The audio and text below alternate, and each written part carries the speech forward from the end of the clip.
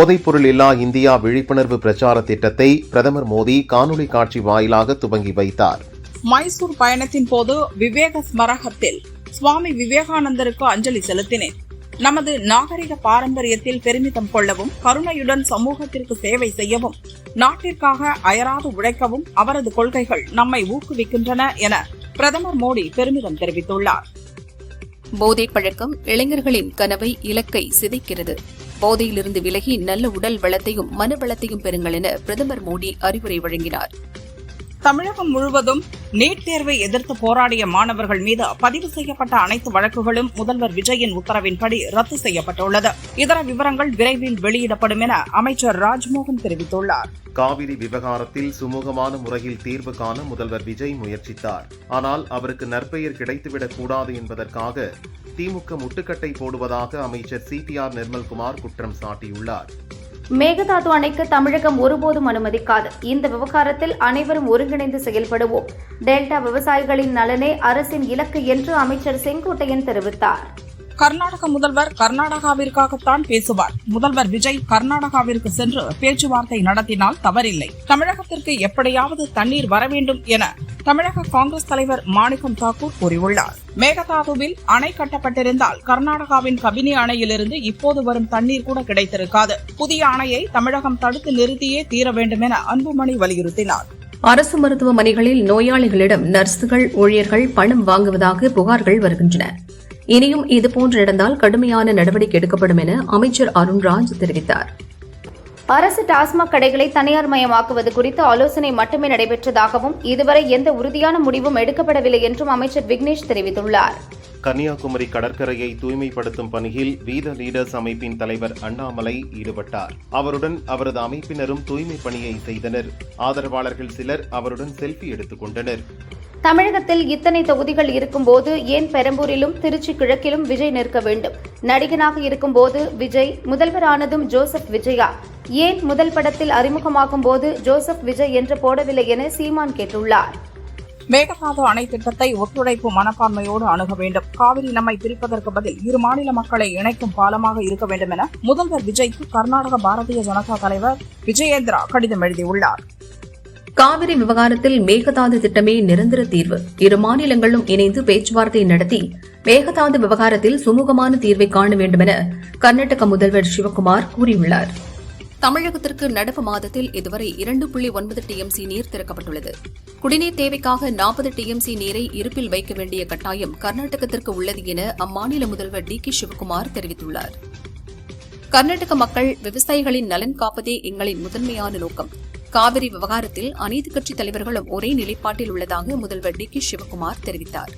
தமிழக முதல்வர் விஜய் கர்நாடகா வரும்போது தனது ஆதரவாளர்கள் அவருக்கு எதிராக குரல் எழுப்பக்கூடாது என்பதற்காகவே சந்திப்பை ஒத்திவைத்ததாக கர்நாடக முதல்வர் DK சிவக்குமார் தெரிவித்தார்.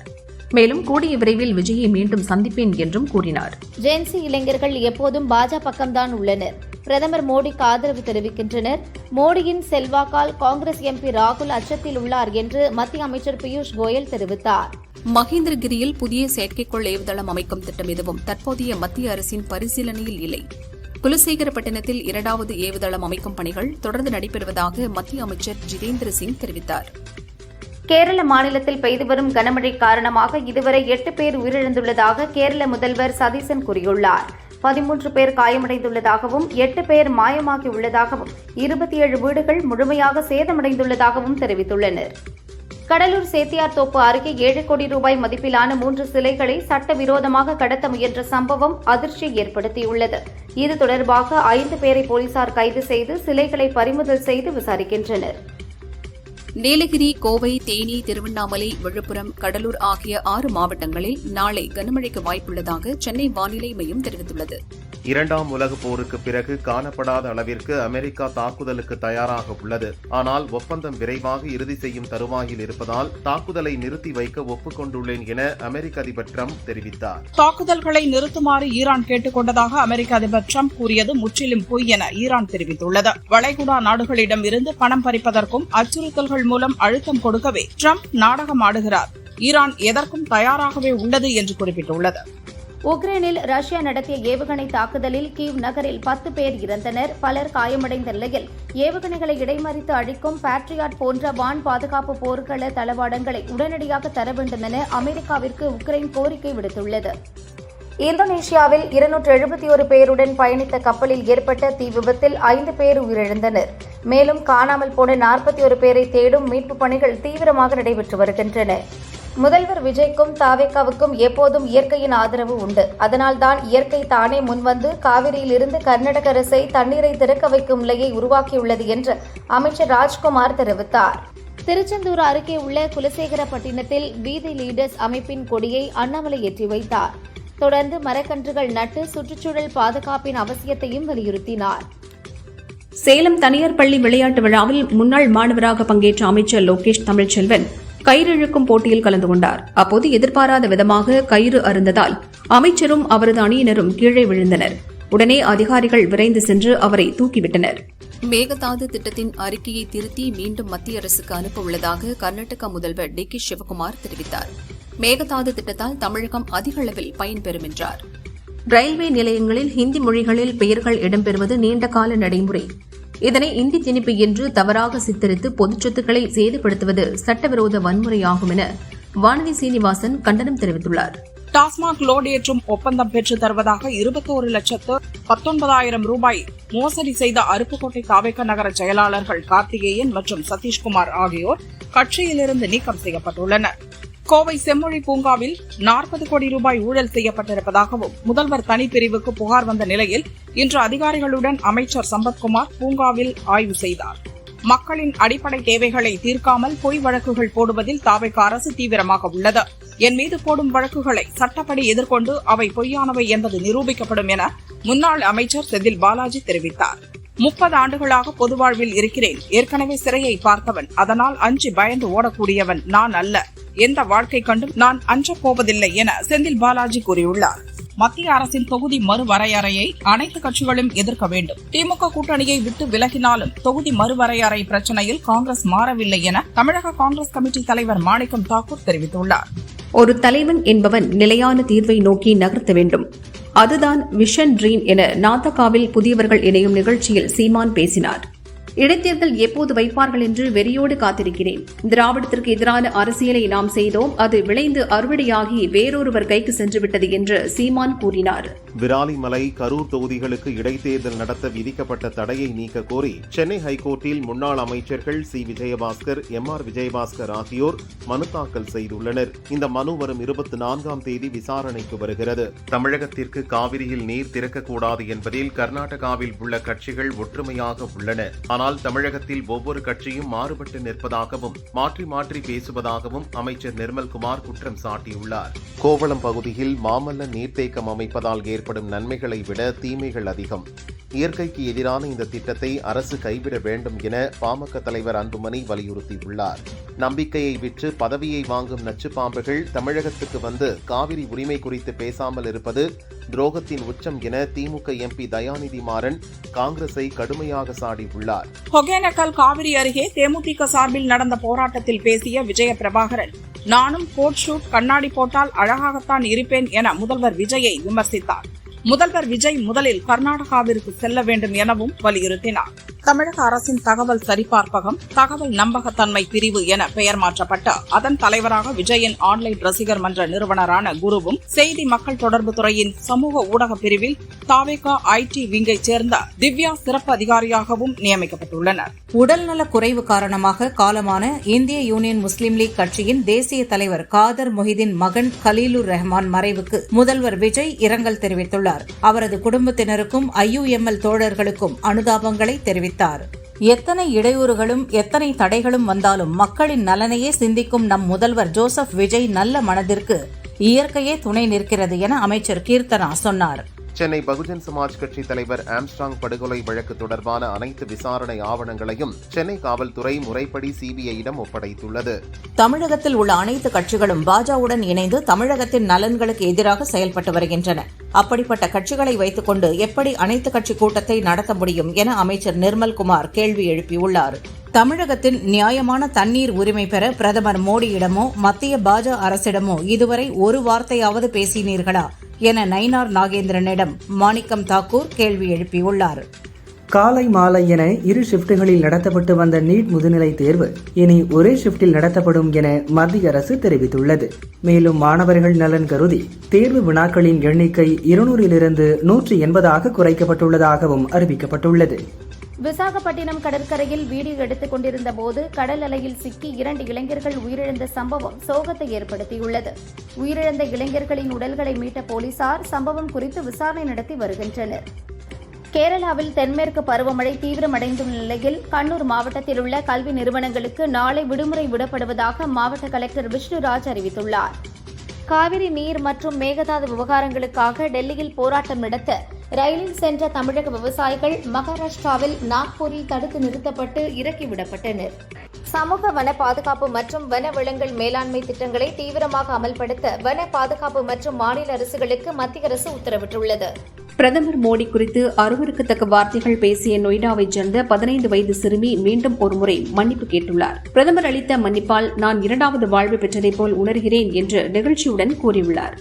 பாகிஸ்தானின் பிராட்பீக் மலையில் ஏற்பட்ட பனிச்சரிவில் சிக்கி உலக புகழ்பெற்ற மலையேற்ற வீரர் நிர்மல் புர்ஜா மற்றும் அவரது குழுவைச் சேர்ந்த 10 பேர் இறந்தனர். உலகின் உயரமான 14 சிகரங்களை குறுகிய காலத்தில் ஏறி நிர்மல் புர்ஜா சாதனை படைத்தவர் என்பது குறிப்பிடத்தக்கது.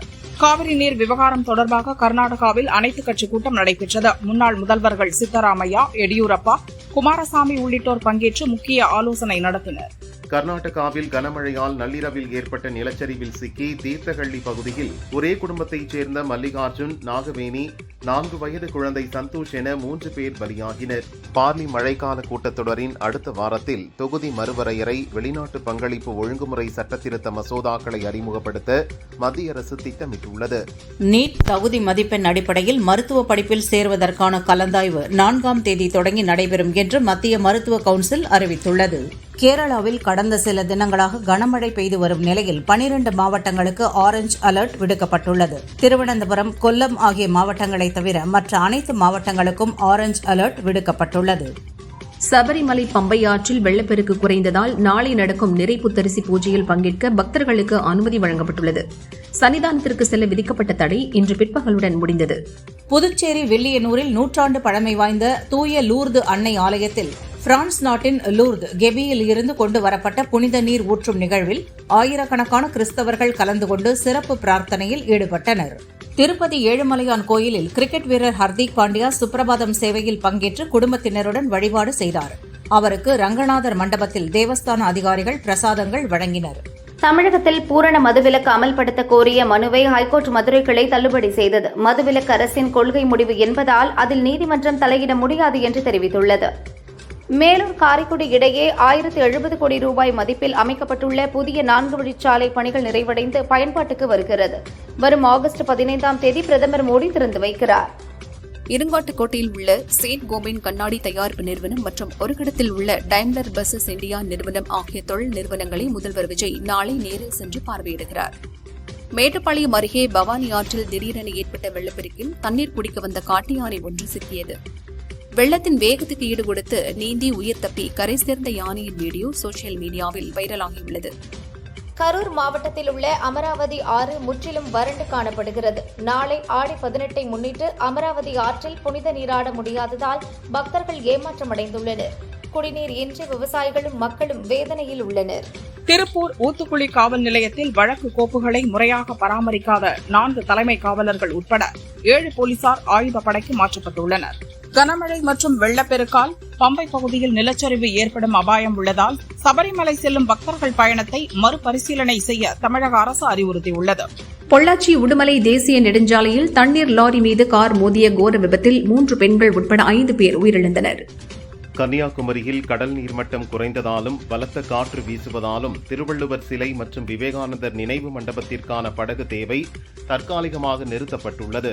திமுக தலைமை சொல்வதைத்தான் கர்நாடக முதல்வர் DK சிவக்குமார் சொல்கிறார். இவர்களுக்குள் இருக்கும் உறவு இதன் மூலம் வெட்ட வெளிச்சமாகிறது என அமைச்சர் நிர்மல்குமார் சொன்னார். ஈரோடு காவிரி ஆற்றில் தண்ணீர் குறைவாக செல்வதால் ஆடிப்பெருக்கு விழாவுக்காக பவானி கூடுதுறையில் மக்கள் நீராட குழாய்கள் அமைக்கப்பட்டுள்ளன.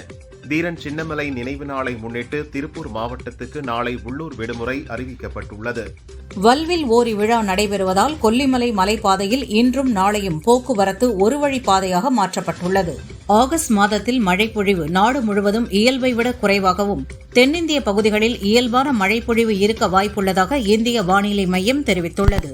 குற்றாலம் மெயின் அருவி மற்றும் ஐந்தருவியில் நீர்வரத்து சீரானதைத் தொடர்ந்து சுற்றுலா பயணிகள் குளிக்க அனுமதிக்கப்பட்டுள்ளனர். மேற்கு தொடர்ச்சி மலை மற்றும் நீர்பிடிப்பு பகுதியில் பெய்த கனமழையால் முல்லைப் பெரியாறு அணைக்கு நீர்வரத்து 6100 கன அடியாக அதிகரித்துள்ளது. நீர்வரத்து மேலும் அதிகரிக்கும் என எதிர்பார்க்கப்படுகிறது. தமிழகம் முழுவதும் ரேஷன் கடைகளில் கைரேகை பதிவு செய்வதற்கான சிறப்பு முகாம் இன்று நடைபெறுகிறது.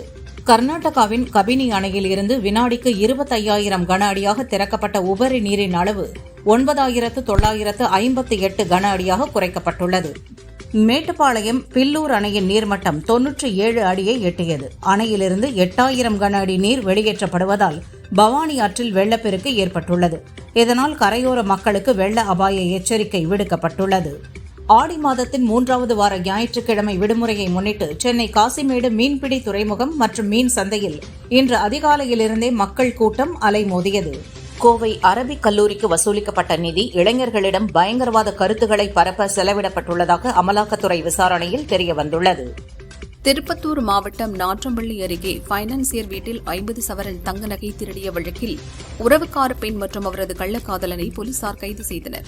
29 சவரன் நகை மீட்கப்பட்டது. இலங்கைக்கு எதிரான 2 போட்டிகள் கொண்ட டெஸ்ட் கிரிக்கெட் தொடரிலிருந்து இந்திய வேகப்பந்து வீச்சாளர் ஜஸ்பிரீத் பும்ரா விலகியுள்ளார். இடது முழங்காலில் ஏற்பட்ட வலி மற்றும் அசௌகரியம் காரணமாக அவர் பங்கேற்கவில்லை. சர்வதேச கிரிக்கெட்டிலிருந்து ஓய்வு பெற்ற அஜிங்கிய ரஹானேவுக்கு பிசிசிஐ மாதந்தோறும் ரூபாய் 70,000 பென்ஷன் வழங்க உள்ளது. 2022 25 அல்லது அதற்கும் மேற்பட்ட டெஸ்ட் போட்டிகளில் விளையாடிய வீரர்களுக்கு மாதந்தோறும் ரூபாய் 70,000 ஓய்வூதியத்தை பிசிசிஐ வழங்கி வருகிறது. காமன்வெல்த் போட்டியில் ஆண்களுக்கான 80 கிலோ குத்துச்சண்டை பிரிவில் இந்திய வீரர் அங்குஷ் பங்கல் தங்கப்பதக்கம் வென்றார். இங்கிலாந்தின் டிமேஜி ஷிட்டுவை 4-1 என்ற புள்ளி கணக்கில் வீழ்த்தி வெற்றி பெற்றார். என் மகன் வெற்றி பெற்றிருப்பது எங்கள் கிராமத்திற்கு கிடைத்த மிகப்பெரிய சந்தோஷம். நான் உழைத்தேன், இன்று என் மகன் அறுவடை செய்துவிட்டான். காமன்வெல்த் போட்டியில் வெள்ளிப்பதக்கம் வென்ற பிரவீன் சித்திரவேல் தந்தை நெகிழ்ச்சி தெரிவித்தார். ராமராக ரன்பீர் கபூர், சீதையாக சாய் பல்லவி, ராவணனாக யஷ் நடித்துள்ள ஹிந்தி படம் ராமாயணா இந்தியாவில் பல மொழிகளில் டப் செய்து தீபாவளிக்கு முதல் பாகத்தை வெளியிடுகின்றனர். தற்போது வெளியிடப்பட்ட இதன் ட்ரெய்லர் 48 மணி நேரத்திற்குள் அனைத்து அதிகாரப்பூர்வ டிஜிட்டல் தளங்களிலும் சேர்த்து 350 மில்லியனுக்கும் அதிகமான பார்வைகளை கடந்து சாதனை படைத்துள்ளது. பைசன் படத்தில் ஒன்றாக நடித்த துருவ் விக்ரம், அனுபமா பரமேஸ்வரன் இருவரும் காதலிப்பதாக செய்தி பரவியது. சில நாட்களாக இருவரும் பிரிந்துவிட்டதாகவும் வதந்தி பரவியது. இதற்கு விளக்கமளித்துள்ள அனுபமா, வாழ்வின் பெரும்பாலான நாட்களை மற்றவர்களுக்காகவே வாழ்ந்த பிறகு இப்போது என் வாழ்க்கையின் முழு கட்டுப்பாட்டையும் நான் எடுத்துள்ளேன். தற்போது என் மனதில் நிம்மதியும் மகிழ்ச்சியும் நிறைந்த ஒரு நல்ல கட்டத்தில் இருக்கிறேன். கடந்த காலத்தை பின்னுக்கு தள்ளிவிட்டு எதிர்காலத்தை நோக்கி நகர்ந்து செல்வதில் கவனம் செலுத்தி வருகிறேன். எனது தனிப்பட்ட வாழ்க்கை பற்றி அனைவருக்கும் விளக்க வேண்டிய அவசியம் இல்லை. சில அனுபவங்களை அமைதியாக தனிப்பட்ட முறையில் வைப்பதே சிறந்தது என கூறியுள்ளார். ஆண்ட்ரூ லூயிஸ் இயக்கத்தில் சசிகுமார் போலீஸாக நடித்துள்ள வதந்தி 2 வெப் சீரிஸ் ஆகஸ்ட் 7ஆம் தேதி வெளியாகிறது. இதன் நிகழ்ச்சியில் பேசிய சசிகுமார், முதன்முறையாக இந்த வெப் சீரிஸில் போலீஸாக நடித்துள்ளேன். போலீஸாக இருந்தாலும் நீண்ட தாடி வைத்து நடித்துள்ளேன். அது ஏன் என்பது வெப் சீரிஸில் விரிவாக சொல்லப்பட்டுள்ளது. நடிப்பது மட்டுமே என் வேலை, அரசியலுக்கு வரும் எண்ணம் இல்லை. இந்த கேரக்டரை தொடர்ந்து எனக்கு நிறைய போலீஸ் வேடங்கள் வரும் என எதிர்பார்க்கிறேன் என்றார். தமிழில் சூப்பர் டீலக்ஸ் படத்தின் மூலம் அறிமுகமான நடிகை மிருணாளினி ரவி ஆன்மீக பேச்சாளர் மகாவிஷ்ணுவை காதலிப்பதாக தெரிவித்துள்ளார். இதுகுறித்து அவர் தனது இன்ஸ்டாகிராம் பக்கத்தில் இருவரும் சேர்ந்திருக்கும் படத்தை வெளியிட்டு, உன்னை காதலிப்பது என்பது என்னையே காதலிப்பதாகும். எல்லா பிரபஞ்சத்திலும் எல்லா காலத்திலும் நான் உன்னையே தேர்ந்தெடுப்பேன் என்று குறிப்பிட்டுள்ளார். மறைந்த இயக்குநர்கள் பாரதி ராஜா, பாக்யராஜ் ஆகியோருக்கு தமிழ் திரையுலகம் சார்பில் ராஜகோபுரங்கள் நினைவு உற்சவம் என்ற பிரம்மாண்ட விழா நடத்த முடிவு செய்துள்ளனர். தயாரிப்பாளர்கள், நடிகர்கள், இயக்குநர்கள், தொழிலாளர்கள் ஆகியவற்றின் சங்கங்கள் ஒன்றிணைந்து ஆகஸ்ட் 16 சென்னையில் இவ்விழாவினை நடத்த உள்ளனர். இதில் ரஜினி, கமல், மோகன்லால் உள்ளிட்ட திரையுலக நட்சத்திரங்கள் பலரும் பங்கேற்கின்றனர். முதல்வர் விஜய் உள்ளிட்டோருக்கும் அழைப்பு விடுத்துள்ளனர்.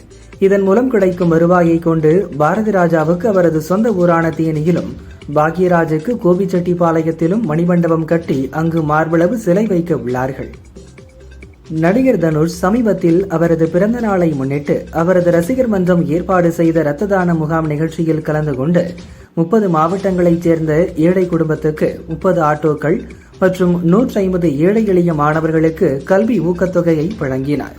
தற்போது தனது ரசிகர் மன்றத்தை சார்ந்த நிர்வாகிகளின் மகள்களுக்கு என்ஜினியரிங், டாக்டர் படிப்புகளுக்கான கல்வி செலவு மொத்தத்தையும் தனுஷ் ஏற்றுள்ளார். தொடர்ந்து உதவி செய்து வரும் தனுஷ் விரைவில் அரசியல் வருவார் என்றும் சமீப நாட்களாக சொல்லப்படுகிறது. நடிகர் ரவிமோகன் நண்பர்கள் தினத்தை முன்னிட்டு வெளியிட்ட பதிவில், உண்மையான நண்பர்களாக என் பக்கபலமாக நிற்பதற்கு நன்றி. சிலர் நீதிமன்ற அவமதிப்புக்கு இணையான வழிகளில் செயல்படுவது துரதிர்ஷ்டவசமானது. நான் உயிரோடு இருக்கும் வரை நாங்கள் நால்வரும் ஒரே அறையில் மீண்டும் ஒன்றாக இருக்கவே மாட்டோம். எப்போது மகிழ்ச்சியாக இருங்கள், உங்கள் நண்பர்களை கவனமாக தேர்ந்தெடுங்கள் என தெரிவித்துள்ளார். தனது 2 மகன்களை பார்க்க விடாமல் மனைவி தடுப்பதாக சமீபத்தில் பேசிய ரவிமோகன், அவர்களை சேர்த்துதான் நால்வரும் இணைய வாய்ப்பில்லை என குறிப்பிட்டுள்ளார். நடிகை சமந்தா இயக்குனர் ராஜ் நடிமுரு என்பவரை 2வது திருமணம் செய்தார். தற்போது கர்ப்பமாக இருக்கும் சமந்தா தனது சமூக வலைதள பக்கத்தில், எல்லா காலமும் ஒரே மாதிரி இருப்பதில்லை. சில காலங்கள் நம்மை காத்திருக்க சொல்கின்றன, சில போராட சொல்கின்றன, சில அனைத்தையும் விட்டுவிட்டு கடந்து போக சொல்கின்றன. எந்த காலம் நமக்கு அமைந்தாலும் அதை மாற்ற நம்மால் முடியாது. அதை எப்படி எதிர்கொண்டு வாழ்கிறோம் என்பதில்தான் வாழ்க்கையை உள்ளது என பதிவிட்டுள்ளார். நடிகர் ரவிமோகன் தனது குழந்தைகளை பொதுவெளியில் தான் சந்திக்க வேண்டும் என அவரது மாமியார் நிபந்தனை விதித்த விவகாரத்தில் கோர்ட் உத்தரவிட்டும் சிலர் உத்தரவை அவமதிக்கும் வகையில் நடந்து கொள்கிறார்கள் என நடிகர் ரவிமோகன் தனது மாமியாரை சாடியுள்ளார்.